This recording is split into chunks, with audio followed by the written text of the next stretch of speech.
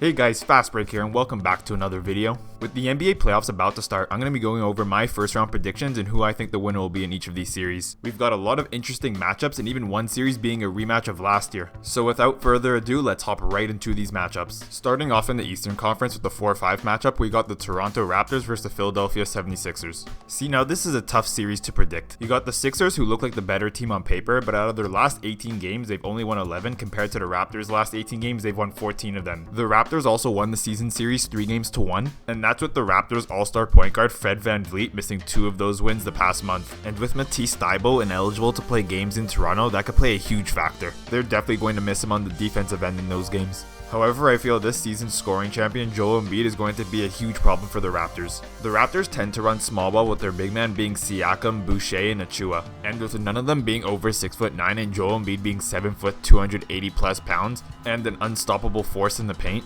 this is going to be a problem for the Raptors. But I could see the Sixers winning if James Harden can snap out of his funk and play well this series. Even though he's averaging 21 and 10 and those numbers don't look that bad, with the Sixers' lack of scoring depth, their stars Embiid and Harden are definitely going to need to score a lot. I can see Embiid averaging 30 plus in this series, but James Harden is also going to have to average 25-30 plus for the Sixers to have a chance to win. But with the way he's been playing lately, that's a big if, so if I had to choose a winner in this series, I would go with the Raptors in 7 games. I think with the Raptors' scoring depth and their star duo Fred VanVleet and Siakam, and on top of that with their defense too, I think they could get this series done in 7 games. However, the Sixers are a good team though, and I wouldn't be so surprised if I got this prediction wrong.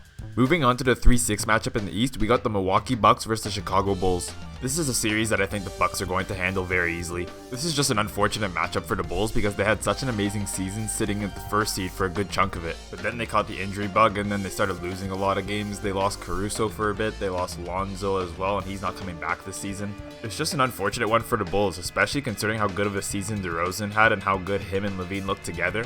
And with LaVine being an unrestricted free agent this summer, this may have been the only season that we got to see DeRozan and LaVine play together. But I'm hoping he re-signs because I feel like us fans got robbed of what the Bulls' full potential could have been this season. And this isn't a knock on the Bulls either. I think that most of us can agree that the Bucks are competing for a title this year. And it did seem like the Bucks lost the last game of the season on purpose to get this matchup with the Bulls. And on top of all this, the Bucks won the season series 4-0. So yeah, I see this being an easy series for the Bucks. I'm going with them in 5 games. Now moving on to the 2-7 matchup in the East, we got the Brooklyn Nets versus the Boston Celtics. See, now this is one matchup I did not expect to happen, but I am all for it. This is also a rematch of last year's first round of the playoffs where Brooklyn won in 5 games. But now with these teams swapping seeds and having complete different rosters, I can see this being an amazing series. With the amount of talent on both of these sides, Kyrie Irving, Kevin Durant, Jason Tatum, Jaylen Brown, this is a series not worth missing. The Celtics finished the season as one of the hottest teams, and the Brooklyn Nets, they're the Brooklyn Nets. And what I mean by that is, they'll either beat the best team by 20 points or they'll blow a 20-point lead and lose the game. But this is a very tough series to predict. This Nets team reminds me a lot of the Lakers from last year. With their team being fully healthy, which it is right now, I can see them beating any team on any given night. And Brooklyn being the 7th seed is also very misleading as they missed Kevin Durant for about 20-30 games and they went on almost a 20-game losing streak during that. Kyrie missed the first half of the season and then he was on and off after. So as I said before, this team reminds me a lot of the Lakers from last year as they had a very shaky season, but come playoff time their team's fully healthy. So let's see how this plays out for them. But this Celtics team is also no joke. They're arguably the best defensive team in the NBA and probably the best team after the All-Star break. Even though the Celtics are missing Robert Williams, in my opinion, I think they still have a chance without him, but it's definitely going to make it tougher. And even though he's arguably the defensive player of the year and their best rim protector, the Celtics still have a lot of defensive pieces in Al Horford and Marcus Smart. Knowing that we're going to have to either see Kevin Durant and Kyrie Irving go out in the first round, or Tatum and Brown having their best season together and going out in the first round too, that's going to be a hard pill to swallow for either of these teams. So if I had to choose a winner in this series, I would go with the Celtics in 7 games. The reason I'm going with the Celtics is because they've proven they're the best defensive team in the NBA this year, and with their late run at the end of the season, I think that carries a lot of weight heading into the playoffs. But the Nets are no joke, and I think they're going to put up a good fight. I also have this being the best series in the Eastern Conference first round. So now wrapping up the Eastern Conference first round with the 1 and 8 seed, we got the Miami Heat versus the Atlanta Hawks. This series is going to be a fun one with Trae Young, seeing how he played in the play-in game. If he could carry that into this series with the Heat, who knows, the Hawks could maybe have a chance. But the Miami Heat have a very good coaching system and a lot of depth, so it's going to be a very tough series for the Hawks in my opinion. Although the Hawks are a very good offensive team, they are not a very good team on the defensive end, and it's pretty obvious that the Heat are going to exploit that. So yeah, I have the Heat winning this series pretty easily. I got them winning in 5 games. So now moving on to the Western Conference, let's start with the 1-8 seeds there. We got the Phoenix Suns versus the New Orleans Pelicans. I don't think there's that much to say about this series. It's just another 1-8 matchup. I think the Suns are a way better team than the Pelicans are.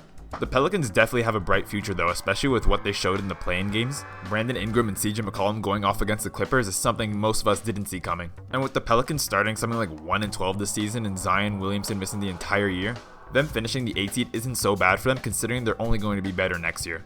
But going back to this matchup, I don't think the Pelicans stand any chance against the Suns in a 7-game series. I'm going to go with the Suns in a sweep. I also believe that the Suns are the best team in the NBA this season and they're my pick to win the NBA title. Now moving on to the 2-7 matchup in the West, we got the Minnesota Timberwolves versus the Memphis Grizzlies. Now this series is going to be very good with two very young and exciting teams. With how good the Grizzlies have looked this year, I'm going to give the slight edge to them, but the Minnesota Timberwolves also look like a very good team. The Timberwolves have 3 all-star caliber players in Towns, Edwards, and Russell. But with the Grizzlies superstar and Ja Morant, their team chemistry, and their team's insane depth, I can't see the Grizzlies losing this series, especially after the outstanding season that they've had. But looking back at it, I would say both of these teams overachieved with nobody expecting the Grizzlies to be the 2nd seed, and also with the Timberwolves always beating at the bottom of the conference, them being a 7th seed I would say is good for them. So now to choose a winner, I'm going to go with the Grizzlies in 5. I'm excited to see the matchup of Ja Morant and Patrick Beverley going at it against each other, and I wouldn't be surprised to see these two teams play in the playoffs again in the years to come. Now moving on to the 3-6 matchup in the West, we got the Golden State Warriors versus the Denver Nuggets. This is going to be an interesting series as we got the MVP and most likely reigning back-to-back MVP against the veteran Warriors. For Jokic to carry this team to a 6 seed after Jamal Murray and MPJ practically missed the entire year is nothing short of remarkable. I have Jokic winning the MVP again this year, but unfortunately I don't see how the Denver Nuggets are going to win this series against the Warriors. With Steph Curry coming back and the Warriors being one of the best defensive teams in the league, I see this being a very difficult series for the Nuggets. And we're also going to see Curry, Draymond, and Klay play for the first time in like years, so that's going to be fun to watch. So my overall prediction for the series will be the Warriors winning in 6 games. And it's unfortunate for the Nuggets because if they are fully healthy, this would be a hell of a series, but we would have to wait until next year to see that. And as good as Jokic is, I can't see him beating the Warriors by himself. So yeah, I'm going to go with the Warriors in 6. And last but not least, we got the 4-5 matchup in the West, the Dallas Mavericks versus the Utah Jazz. See, this is an unfortunate one for the Mavs, because as many of you know, Luka suffered a calf strain in Game 82 of the season, and the calf strain is never a good injury. Us basketball fans remember Kevin Durant in 2019, he suffered one in the 2nd round, and he ended up coming back in the NBA Finals in Game 5, but he ended up rupturing his Achilles, so it was just one big mess. Luka has already missed Game 1, and the Mavs don't seem optimistic at all for him to even return in this series, in my opinion. And a player of that caliber, I don't think it would be smart to rush him back. And this is a huge blow for the Mavs, because if Luka was healthy and he was playing, I would take the Mavs easily in this series. And they're also going up against the Utah Jazz, who are dealing with chemistry issues, and they're just not so good of a team if we're being honest. And when I say good team, I mean they're not going to be competing for the championship. So in this series, I'm going to have to go with the Jazz in 6 games against the Luka-less Mavs. And it sucks for the Mavericks, because if Luka was playing, I would have had them winning this series, but because he's not there, I'm going to have to go with the Jazz in 6 games. So that is going to wrap up my NBA playoff first round predictions. Let me know your guys' predictions down low in the comments, and if you guys like this video, make sure to drop a like. It helps a lot, and don't forget to subscribe. I'm going to keep these NBA videos coming during the playoffs, and I'll see you guys in the next one.